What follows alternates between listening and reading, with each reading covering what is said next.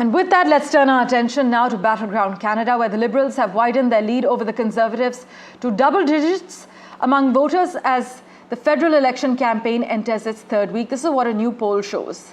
The Ipsos poll conducted for Global News released shows 46% of Canadians surveyed would cast their ballots for the Liberals, up 2 points from last week. But to understand matters on ground zero better, we have with us Maha Siddiqui joining us at the moment.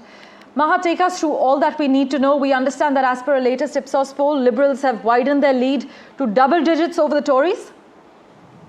Well, absolutely. The Liberals are entering the third week of the campaign on a strong footing as well. And the reason remains the same. Donald Trump and the threats coming in from the US with regards to not just the sovereignty of Canada, though we haven't heard much on that count from Donald Trump in the recent past, but that fear of their identity being taken away remains a talk here, remains a point of conversation and a very big issue as far as the election campaign is concerned. But the bigger overarching concern definitely is the trade war with the US. And here's where the Conservatives have not been able to pivot their campaign.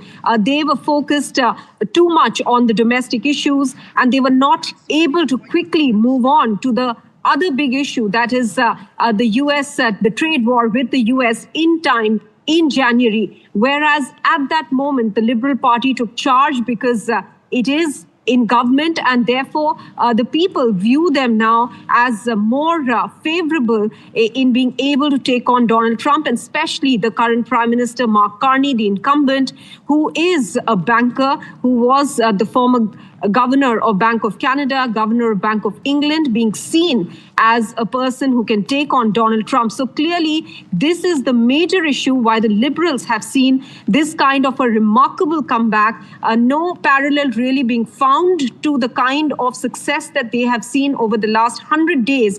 The only single parallel that now is being quoted is that of the Freedom Movement Party in Slovenia that made a bigger comeback, something of this nature, almost 25 points, going 25 percentage points up during the last few days of the election campaign. As far as the polls are concerned, Parameshwar, apart from what we are seeing Ipsos say with regards to Canada, The Economist has also come out with a forecast. This is not a nowcast, which means it's not talking about if elections were to be held today, who would win. They are talking about a forecast for the 28th of April. And what they are saying is that the Liberals have an 83% chance of getting the maximum number of seats, right, and a 73% chance of getting a majority.